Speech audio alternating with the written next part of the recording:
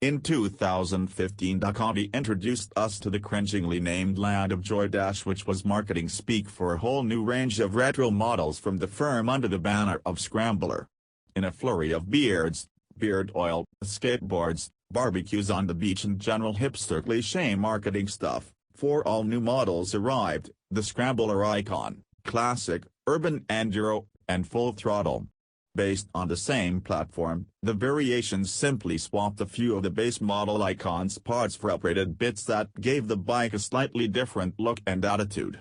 Under the styling, the Scrambler kept with Ducati tradition, and that meant a trellis frame and air-cooled V-twin, but upped the spec with modern parts such as inverted forks, ABS and a radial Brembo brake.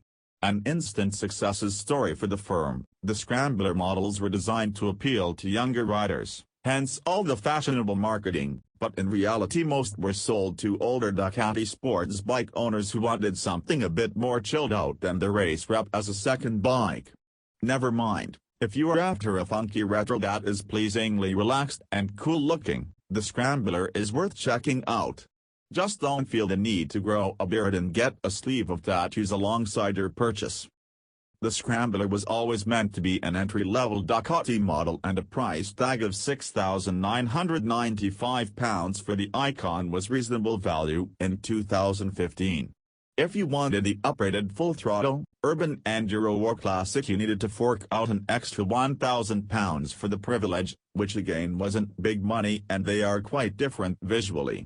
Nowadays you can find an Icon for around £4,500 in a private sale, with dealers upping this to £5,000, £5,500.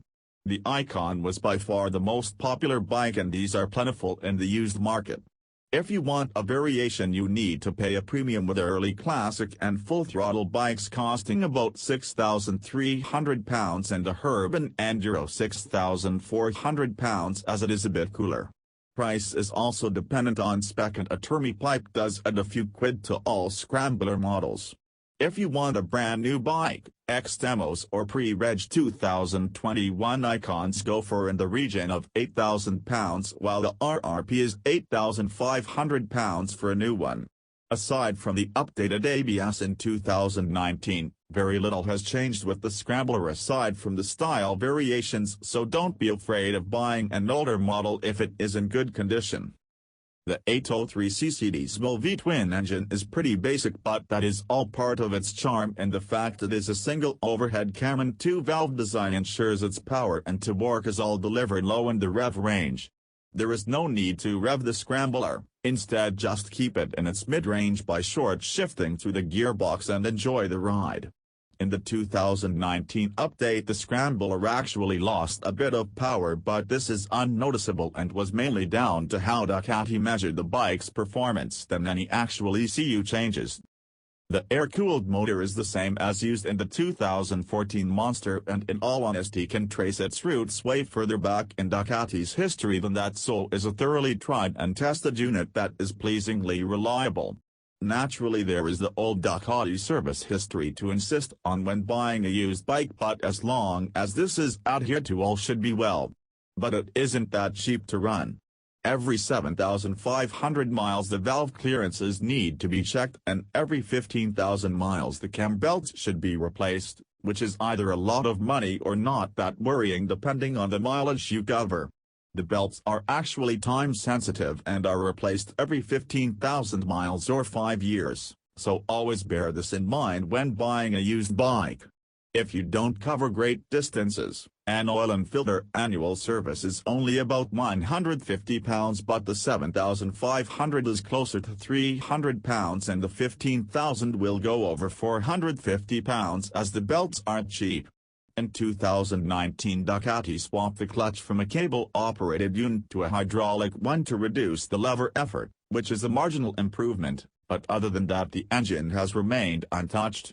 When buying used, a few owners grumble about gearboxes, as the Scrambler does have a habit of jumping out of gear if not properly engaged, so check all is well on a test ride, and also be cautious about finish, as the paint on the engine does come in for some criticism.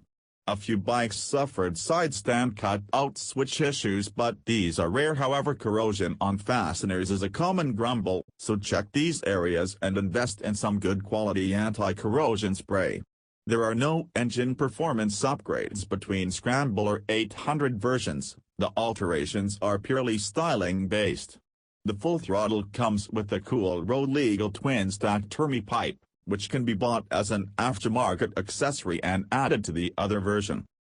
Ducati never claimed economy figures for the Scrambler, but most owners seem to get close to 45 miles per gallon, which equates to about 130 miles from its 13.5-liter tank. This isn't really a bike that is designed for long distances, so that is pretty acceptable, and with gentle urban use you can see over 50 miles per gallon fairly easily.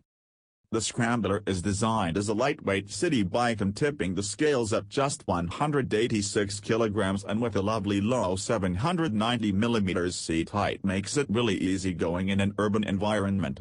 Out of a city, the fairly basic suspension may appear a little disappointing, but they are up to the job and you can certainly ride it at a spirited pace. Not full-on attack, but certainly spirited. Early bikes are a little more wayward than the updated 2019 machine, which features firmer suspension to improve the ride quality, but both are fairly softly sprung. Does it matter? Not really. This is a bike to enjoy the road on, not try and go ballistic. Although the variations look more aggressive, they carry the same suspension and the same size wheels, although the classic and urban enduro swap to the Icon's cast wheels for spoked ones. When buying used, always check the spokes for damage as well as rust and ensure the fork and shock aren't losing their damping or weeping oil. ABS has always been standard on the Scrambler, and the single Brembo radial caliper with braided line has more than enough performance. In 2019, Ducati introduced angle-sensitive ABS throughout the range, which is nice to have but not totally necessary.